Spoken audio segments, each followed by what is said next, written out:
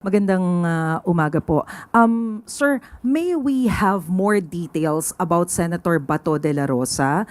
Meron na po ba kayong nakuhang impormasyon na totoong nakalabas na siya ng Senate premises? Sino po yung kasama niya na nakalabas? Paano po siya nakaalis at nasaan po siya ngayon?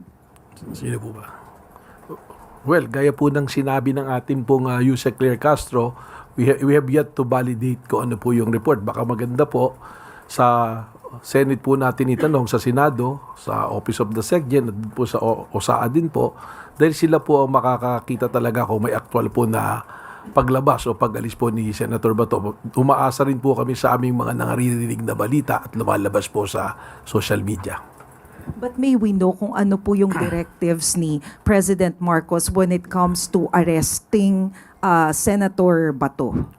If you're referring po dun sa kahapon, wala naman, ang gaya po ng sinabi ko sa aking mga pahayag doon pa man, na wala pong instruction na arestuhin. Katunayan, kausap ko po buong araw si Secretary Bida ng DOJ kung saan po napapaloob ang National Bureau of Investigation.